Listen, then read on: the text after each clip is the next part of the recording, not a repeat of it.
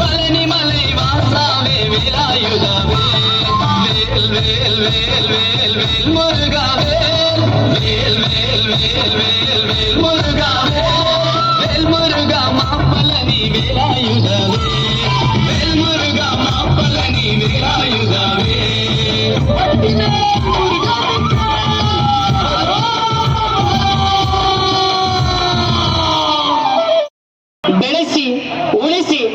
ಎನ್ನುವುದರ ಮೂಲಕ ಈ ಒಂದು ಎಲ್ಲರೂ ಕೂಡ ಗೋವುಗಳನ್ನ ಸಾಕುವುದರ ಮೂಲಕ ಗೋವಿನ ತಳಿಯನ್ನ ಎಲ್ಲರೂ ಕೂಡ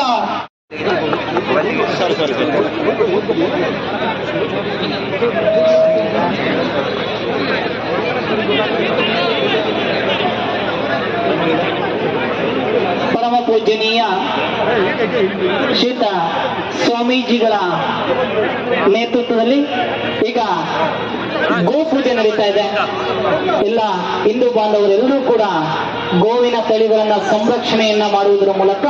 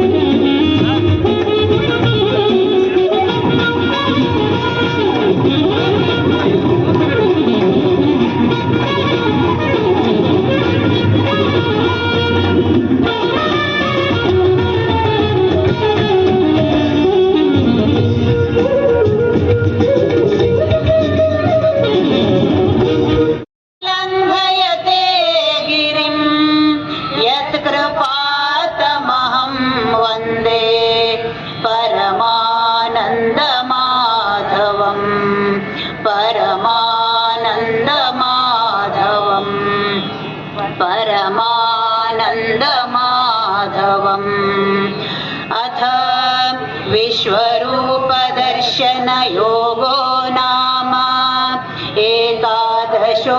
ಶತಾಬ್ದಿ ವರ್ಷದಿಂದ ಹಲವಾರು ಸಂಘದ ಚಟುವಟಿಕೆ ನಡೆಯುವಾಗ ಅದೇ ರೀತಿಯಲ್ಲಿ ಮನೆಯ ಸಂಪರ್ಕ, ಅದೇ ರೀತಿ ಹಿಂದೂ ಸಮಾಜೋತ್ಸವ ಸಮಿತಿ ಇರ್ಬೋದು, ಹಾಗೆ ಪಥಸಂಚಲನ ಇರ್ಬೋದು, ಇನ್ನು ಹಲವಾರು ಚಟುವಟಿಕೆನ ನಮ್ಮ ರಾಷ್ಟ್ರೀಯ ಸ್ವಯಂ ಸೇವಕ ವತಿಯಿಂದ ನಡೀತಿದ್ದೇವೆ. ತಾವೆಲ್ಲ ನೋಡ್ಬೋದು. ಯಾಕಂದ್ರೆ ರಾಷ್ಟ್ರೀಯ ಸ್ವಯಂ ಸೇವಕ ಕಳೆದ 100 ವರ್ಷದಲ್ಲಿ ಅದೇ ಆದಂತ ಚಟುವಟಿಕೆಗಳನ್ನ ಸಮಾಜಕ್ಕೆ ಕೊಡುಗೆ ಕೊಟ್ಟಿದ್ದಾರೆ. ಭಾರತದಲ್ಲಿ ಏನಾದ್ರೂ ರಾಷ್ಟ್ರೀಯ ಸ್ವಯಂ ಸೇವಕ ಸಂಘಟನೆ ಇಲ್ಲ ಅಂದ್ರೆ ಯಾವ ರೀತಿ ಇರ್ಬೋದು ಅಂತ ನೀವು ಊಹಿಸಬಹುದು. ಯಾಕಂದ್ರೆ ರಾಷ್ಟ್ರೀಯ ಸ್ವಯಂ ಸಂಘ ಎಲ್ಲ ಕಾರ್ಯದಲ್ಲೂ ಸಹ ಅದನ್ನ ಚಟುವಟಿಕೆ ಮಾಡಬಹುದು. ಆ ನಿಟ್ಟಿನಲ್ಲಿ ಇವತ್ತು ನಮ್ಮ ಅರೆಹಳ್ಳಿಯಲ್ಲಿ ಹಿಂದೂ ಸಮಾಜೋತ್ಸವ ವಿಜೃಂಭಣೆಯಿಂದ ಈಗಾಗಲೇ ಶೋಭಾಯಾತ್ರೆ ಮುಖಾಂತರ ಪರಮಪೂಜ್ಯ ಸ್ವಾಮೀಜಿಯವರ ಮುಖಾಂತರ ಇವತ್ತು ನಡೆಯುತ್ತಿದೆ ಅಂದ್ರೆ ಬಹಳ ಹೆಮ್ಮೆ ಆಗುತ್ತೆ. ನನಗೆ ಬಹಳ ಸಂತೋಷ ಆಗುತ್ತೆ. ಅಂದ್ರೆ ನಾನು ಸಣ್ಣ ಇರುವಾಗ 1985ರಲ್ಲಿ ಇದೇ ಮೈದಾನದಲ್ಲಿ ನಾವೆಲ್ಲ ಆಗ ಒಂದು 5-6 ವರ್ಷ ಹುಡುಗರಿತ್ತು. 1985ರಲ್ಲಿ ವಿಶ್ವ ಹಿಂದೂ ಪರಿಷತ್ ವತಿಯಿಂದ ಒಂದು ಹಿಂದೂ ಸಮಾಜೋತ್ಸವ ಇಲ್ಲಿ ಆಚರಣೆ ಆಗಿತ್ತು. ಅವತ್ತಿನ ಕಾಲದಲ್ಲಿ 2,000-3,000 ಸಂಖ್ಯೆಯಲ್ಲಿ ಇಡೀ ಮೈದಾನ ಭರ್ತಿಯಾಗೋ ರೀತಿಯಲ್ಲಿ ಇಲ್ಲಿ ನಾವು ಮಾತಾ ಭಗಿನಿಯರು ಮತ್ತೆಲ್ಲರೂ ನಮ್ಮ ಗ್ರಾಮಸ್ಥರು ಸೇರಿ ವಿಜೃಂಭಣೆಯಿಂದ ಆಚರಣೆ ಮಾಡಿದ್ದು ಅವತ್ತಿನ ನೆನಪು ಇವತ್ತಾಗ್ತಾ ಇದೆ. ಯಾಕೆಂದ್ರೆ ನಮ್ಮ ಅರೆಹಳ್ಳಿಯಲ್ಲಿ ಯಾವುದೇ ಒಂದು ಚಟುವಟಿಕೆ ನಡೆದ್ರೆ ತಮ್ಮೆಲ್ಲರ ಸಹಕಾರದಿಂದ ಉತ್ತಮವಾಗಿ ನಡೆಯುತ್ತೆ. ಇನ್ನೂ ಸಹ ಯಾಕೆಂದ್ರೆ ಬೇಲೂರು ತಾಲೂಕಿನಲ್ಲಿ ನಮ್ಮ ಸಂಘಟನೆ ಅರೇಹಳ್ಳಿ ಭಾಗದಲ್ಲಿ ಹೆಚ್ಚು ಇದೆ. ಯಾವುದಾದ್ರೂ ಹಿಂದೂ ಸಂಘಟನೆ, ಹಿಂದೂಗಳ ಕಾರ್ಯಕ್ರಮ ಹೆಚ್ಚು ಆಗೋದಿದ್ರೆ ಅದು ಅರೇಹಳ್ಳಿಯಿಂದ. ತಮ್ಮೆಲ್ಲರ ಸಹಕಾರದಿಂದ ಇವತ್ತು ಉತ್ತಮವಾದ ರೀತಿಯಲ್ಲಿ ಒಂದು ಹಿಂದೂ ಸಮಾಜೋತ್ಸವ ಆಗಿದೆ. ನಾನು ಹೆಚ್ಚು ಮಾತಾಡ್ಕೋ, ಯಾಕಂದ್ರೆ ಈಗಾಗಲೇ ಸಮಯದ ಅಭಾವ ಇದೆ. ನಮ್ಮ ಮುಖ್ಯ ಭಾಷಣದ ಶ್ರೀಕಾಂತ್ ಶೆಟ್ಟಿ ಅವರ ಭಾಷಣ ತಾವೆಲ್ಲ ಕಾಯ್ತಾ ಇದ್ದೀರಾ, ಅದರಿಂದ ನಾನು ಹೆಚ್ಚು ಮಾತಾಡಲ್ಲ. ಮುಂದಿನ ದಿನಗಳಲ್ಲಿ ನಮ್ಮ ಕಾರ್ಯದಲ್ಲಿ ಉತ್ತಮವಾದ ಕೆಲಸವನ್ನ ನಾವು ಮಾಡುವ. ಮುಂದಿನ ದಿನಗಳಲ್ಲಿ ನಮ್ಮ ಹಿಂದೂ ಸಂಘಟನೆ ಆಗಬೇಕು. ನಾವೆಲ್ಲರೂ ಹಿಂದೂ, ನಾವೆಲ್ಲರೂ ಒಂದು ಮನೋಭಾವದಲ್ಲಿ ಕೆಲಸ ಮಾಡಬೇಕು. ಜಾತಿ ಮತ ಭೇದ ಎಲ್ಲ ಮರೆತು ನಾವೆಲ್ಲ ಒಂದು ಎಂಬ ಸಂಕಲ್ಪದೊಂದಿಗೆ ನಾವೆಲ್ಲ ಕೆಲಸ ಮಾಡೋಣ ಅಂತ ಹೇಳ್ತಾ, ನಮ್ಮ ಹಿಂದೂ ಸಮಾಜೋತ್ಸವಕ್ಕೆ ಬಂದಂತ ಎಲ್ರಿಗೂ ವಿಜೃಂಭಣೆಯಾಗಿ ಆಶೀರ್ವದಿಸಿ ನಮ್ಮೆಲ್ಲರಿಗೂ ನಿಮ್ಮ ಸಹಕಾರದಿಂದ ಆಗಿದೆ ಅಂತ ಮುಂದಿನ ದಿನಗಳಲ್ಲಿ ನಿಮ್ಮೆಲ್ಲ ಸಹಕಾರ ಸದಾ ಕಾಯ್ತಾ ಇರುತ್ತೆ ಅಂತ ಹೇಳಿ ನಾನು ಮಾತಾಡ್ತೀನಿ. ಜೈ ಹಿಂದ್. ಗೀತೆಯನ್ನ ಬರ್ದವ್ರು ಯಾರು, ನಮ್ಮ ನಾಡಗೀತೆಯನ್ನ ಬರ್ದವ್ರು ಯಾರು ಅನ್ನೋದೇ ಗೊತ್ತಾಗ್ತಾ ಇಲ್ಲ. ಮೊಬೈಲ್ ಅನ್ನ ಇಟ್ಕೊಂಡು ಅವರು ಅದರಲ್ಲಿ ಮುಳುಗೋಗಿದ್ದಾರೆ ಹೊರತು ನಮ್ಮ ದೇಶದ ಬಗ್ಗೆ ಆಗಲಿ, ನಮ್ಮ ನಾಡಿನ ಬಗ್ಗೆ ಆಗಿ, ನಮ್ಮ ಸಂಸ್ಕೃತಿ ಬಗ್ಗೆ ಆಗಿ ಯಾರಿಗೂ ಅರಿವಿಲ್ಲ. ನಮ್ಮ ಹಿರಿಯರು ಅಂತ ಹೇಳಿದ್ರು, ಸಂಘ ಏನು ಮಾಡುತ್ತೆ ಅಂತ ಕೇಳಿದ್ರೆ ಸಂಘ ಏನನ್ನು ಮಾಡುವುದಿಲ್ಲ. ಸಂಘ ಕೇವಲ ವ್ಯಕ್ತಿ ನಿರ್ಮಾಣವನ್ನು ಮಾಡುತ್ತೆ. ಒಬ್ಬ ವ್ಯಕ್ತಿ ಹೇಗಿರಬೇಕು, ರಾಷ್ಟ್ರಕ್ಕೊಬ್ಬ ಪ್ರಜ್ಞಾವಂತನಾಗಿರುವಂತ ಪ್ರಜೆ ಹೇಗಿರಬೇಕು ಅನ್ನೋದನ್ನು ಮಾತ್ರ ಸಂಘ ನಿರ್ಣಯ ಮಾಡುತ್ತೆ. ಸಂಘ ಅದಕ್ಕೆ ಬೇಕಾದಂತಹ ಶಿಕ್ಷಣವನ್ನು ಕೊಡುತ್ತೆ. ಆ ವ್ಯಕ್ತಿಗಳು, ಸಂಘದ ಗರಡಿಯಿಂದ ಪಳಗಿದಂತ ವ್ಯಕ್ತಿಗಳು ಜಗತ್ತಿನಲ್ಲಿ ಎಲ್ಲವನ್ನೂ ಕೂಡ ಮಾಡ್ತಾರೆ, ಸಂಘ ಏನನ್ನೂ ಮಾಡೋದಿಲ್ಲ ಅನ್ನುವಂತ ಮಾತನ್ನು ಹೇಳಿದ್ರು. ಅದನ್ನು ನಾವು ನಮ್ಮ ಕಣ್ಣಾರ ನೋಡಿದ್ವಿ. ಒಬ್ಬ ಏಕನಾಥ ರಾನಡೆಯವರು ಸಂಘದ ಗರಡಿಯಿಂದ ಹೊರಡ್ತಾರೆ. ಇವತ್ತು ನಾವು ನೋಡ್ತಾ ಇದೆಯಲ್ಲ, ಕನ್ಯಾಕುಮಾರಿಯಲ್ಲಿ ವಿವೇಕಾನಂದರ ಭವ್ಯವಾದಂತಹ ಸ್ಮಾರಕವನ್ನ, ಆ ಸ್ಮಾರಕವನ್ನ ಏಕಾಂಗಿಯಾಗಿ ಇಡೀ ದೇಶದಲ್ಲಿ ಅನೇಕ ವಿರೋಧಗಳಿತ್ತು.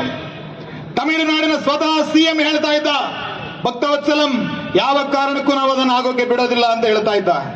ಅಲ್ಲಿ ಲೋಕಲ್ಸ್ಗಳ ವಿರೋಧ ಇತ್ತು. ವಿಶ್ವ ಮಟ್ಟದಲ್ಲಿ ಅವರು ಲಾಬಿಯನ್ನ ಮಾಡಿದ್ರು.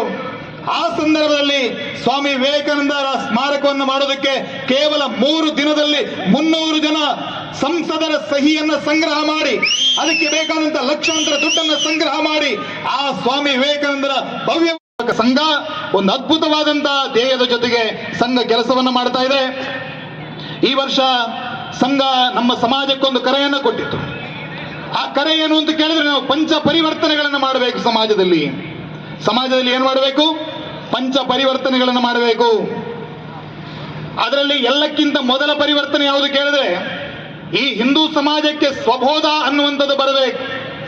ನಾವು ಯಾರು, ನಮ್ಮ ಸಮಾಜ ಏನು, ನಮ್ಮ ಸಂಸ್ಕೃತಿ ಯಾವುದು, ನಮ್ಮ ದೇಶದ ಆಚಾರ ವಿಚಾರಗಳು ಏನು, ನಮ್ಮ ದೇಶದ ವಸ್ತುಗಳು ಯಾವುದು, ನಮ್ಮ ದೇಶದ ಆಚರಣೆಗಳು ಯಾವುದು. ಸ್ವಬೋಧ ಅನ್ನೋದು ಬಂದ್ರೆ ನಮಗೆ ಶತ್ರುಬೋಧ ಅನ್ನುವಂಥದ್ದು ಆಟೋಮೆಟಿಕ್ ಆಗಿ ಬರುತ್ತೆ. ನಮ್ಮದು ಯಾವುದು ಅನ್ನೋದು ಗೊತ್ತಾದ್ರೆ ಪರಕೀಯವಾಗಿದ್ದು ಯಾವುದು ಅನ್ನೋದು ನಾವು ಹೇಳಬೇಕಾಗಿರೇ ಇಲ್ಲ. ಒಂದೇ ಮಾತರಂನಲ್ಲಿ ಮೊದಲ 2 ಸಾಲುಗಳಲ್ಲಿ ವರ್ಣನೆ ಮಾಡುವುದು ಯಾವುದನ್ನು ಕೇಳಿದ್ರೆ, ಸಸ್ಯ ಶ್ಯಾಮಲಾಂ ಸುಜಲಾಂ ಸುಫಲಾಂ ಮಾತರಂ ಒಂದೇ ಮಾತರಂ. ಅವಳು ಸುಜಲೆ, ಅವಳು ಸುಫಲೆ, ಅವಳು ಸಸ್ಯ ಶ್ಯಾಮಲೆ ಅಂತ ಹೇಳಿ ಭಾರತವನ್ನ ವರ್ಣನೆ ಮಾಡ್ತಾರೆ. ಇವತ್ತು ನಮಗೆ ಒಂದು ಕಸ ವಿಲೇವಾರಿ ಮಾಡುವಂತ ಕನಿಷ್ಠ ಒಂದು ವ್ಯವಧಾನ ಕೂಡ ನಮ್ಮ ಸಮಾಜಕ್ಕಿಲ್ಲ. ಕಸವನ್ನು ಹೇಗೆ ಅದನ್ನು ವಿಲೇವಾರಿ ಮಾಡಬೇಕು ಅನ್ನೋಂಥ ವ್ಯವಸ್ಥೆ ಗೊತ್ತಿಲ್ಲ. 21ನೇ ಶತಮಾನ ಹೇಳ್ತೀವಿ, ಚಂದ್ರನನ್ನ ಮುಟ್ಟಿದ್ದೀವಿ, ಆಧ್ಯಾತ್ಮಿಕವಾದಂತಹ ಸಾಧನೆ, ವೈಜ್ಞಾನಿಕವಾದಂತಹ ಸಾಧನೆಗಳನ್ನು ಮಾಡ್ತಾ ಇದ್ದೀವಿ. ಆದ್ರೆ ಇಲ್ಲಿ ಮಲಮೂತ್ರವನ್ನು ವಿಸರ್ಜನೆ ಮಾಡಬಾರದು, ಬಹಿರ್ದೆಸೆಯನ್ನು ಮಾಡಬಾರದು ಅಂತ ಹೇಳಿ ನಮ್ಗೆ ನನ್ನ ಹೆಸರು ಗೌತಮಿ. ನಾನು 5ನೇ ತರಗತಿಯಲ್ಲಿ ಓದುತ್ತಿರುವ ವಿದ್ಯಾರ್ಥಿನಿ. ಇಂದು ನಾನು ನಿಮ್ಮ ಮುಂದೆ ರಾಮನ ವಂಶವೃಕ್ಷವನ್ನು ಹೇಳಲು ಇಚ್ಛಿಸಿದ್ದೇನೆ. ಶ್ರೀಹರಿಯ ಮಗ ಬ್ರಹ್ಮ, ಬ್ರಹ್ಮನ ಮಗ ಮರಿಚಿ, ಮರ್ಚಿಯ ಮಗ ಕಶ್ಯಪ, ಕಶ್ಯಪನ ಮಗ ಸೂರ್ಯ, ಸೂರ್ಯನ ಮಗ ಮನು, ಮನುವಿನ ಮಗ ಇಷ್ಯಪು, ಇಷ್ಯಪನ ಮಗ ಕುಕ್ಷಿ, ಕುಕ್ಷಿಯ ಮಗ ವಿಪುಕ್ಷಿ, ವಿಪುಕ್ಷಿಯ ಮಗ ಬಾಣ, ಬಾಣನ ಮಗ ಅನುರಣ್ಯ, ಅನುರಣ್ಯನ ಮಗ ಮೃದು, ಮೃದುವಿನ ಮಗ ತ್ರಿಶಪು, ತ್ರಿಶಪು ಮಗ ದುಂದುಮಾರ, ದುಂದುಮಾರನ ಮಗ ಮಂದಾತ, ಮಂದಾತನ ಮಗ ಸುಸಂಧಿ, ಸುಸಂಧಿಯ ಮಗ ಧ್ರುವಸಂಧಿ, ಧ್ರುವಸಂಧಿಯ ಮಗ ಭರತ, ಭರತನ ಮಗ ಅರ್ಷಿತ, ಅರ್ಷಿತನ ಮಗ ಸಹಾರ, ಸಹಾರನ ಮಗ ಅಸಮಂಜಸ, ಅಸಮಂಜಸನ ಮಗ ಅಸವಂತ, ಅಸವಂತನ ಮಗ ದಿಲೀಪ, ದಿಲೀಪನ ಮಗ ಭಗೀರಥ, ಭಗೀರಥನ ಮಗ ಕುಕುಸ್ತು, ಕುಕುಸ್ತುನ ಮಗ ರಘು, ರಘುವಿನ ಮಗ ಪ್ರಬದ್ದು, ಪ್ರಬದ್ಧನ ಮಗ ಶಂಕ, ಶಂಕನ ಮಗ ಸುದರ್ಶನ, ಸುದರ್ಶನ ಮಗ ಅಗ್ನಿವರ್ಣ, ಅಗ್ನಿವರ್ಣನ ಮಗ ಶಿಗ್ರವೇದ, ಶಿಗ್ರವೇದನ ಮಗ ಮರು, ಮರುವಿನ ಮಗ ಪ್ರಶಿಶೇಖ, ಪ್ರಶೇಖನ ಮಗ ಅಂಬರೀಷ, ಅಂಬರೀಷನ ಮಗ ನಹುಷ, ನಹುಷನ ಮಗ ಜಯತಿ, ಜಯತಿಯ ಮಗ ನಮದ, ನಬದನ ಮಗ ಅಜ, ಅಜನ ಮಗ ದಶರಥ, ದಶರಥನ ಮಗನೇ ಶ್ರೀರಾಮ. ಧನ್ಯವಾದಗಳು. ಇದೆ. ಅರೆಹಳ್ಳಿ ಅನ್ನುವಂತ ಒಂದು ಸಣ್ಣ ಪ್ರದೇಶದಲ್ಲಿ ಇವತ್ತು ಸಾವಿರಾರು ಸಂಖ್ಯೆಯಲ್ಲಿ ಬಾಂಗ್ಲಾ ನುಸುಳುಕೋರರಿದ್ದಾರೆ. ಆ ಬಾಂಗ್ಲಾ ನುಸುಳುಕೋರರನ್ನ ಹೇಗೆ ಪತ್ತೆ ಹಚ್ಚೋದು, ಅವರನ್ನ ಇಲ್ಲಿಂದ ಗಡಿಪಾರು ಮಾಡೋದು ಹೇಗೆ ಅನ್ನೋದ್ರ ಬಗ್ಗೆ ನಮ್ಮ ಪೊಲೀಸ್ ಇಲಾಖೆ ಇದರ ಬಗ್ಗೆ ಯೋಚನೆಯನ್ನು ಮಾಡಬೇಕು. ಇಲ್ಲಿರುವಂತಹ ಯಾರಾದರೂ ಕೇವಲ ತಮ್ಮ ತೋಟಗಳಲ್ಲಿ ಕಡಿಮೆ ಬೆಲೆಗೆ ಕೂಲಿಯನ್ನು ಮಾಡ್ತಾರೆ, ನಮಗೊಂದಷ್ಟು ಕಾಸು ಉಳಿಯುತ್ತೆ ಅನ್ನುವ ಕಾರಣಕ್ಕಾಗಿ ನೀವು ರಾಷ್ಟ್ರದ ಭದ್ರತೆಯ ಜೊತೆಗೆ ಏನಾದರೂ ನೀವು ರಾಜಿ ಮಾಡಿಕೊಂಡಿದ್ರೆ ಇದು ನೀವು ಮಾಡ್ತಾ ಇರುವಂತಹ ಅತ್ಯಂತ ದೊಡ್ಡ ದ್ರೋಹ ಅಂತ ಈ ವೇದಿಕೆಯ ಮೂಲಕ ನಾನು ಹೇಳ್ತಾ ಇದ್ದೀನಿ. ಯಾವುದೇ ಕಾರಣಕ್ಕೂ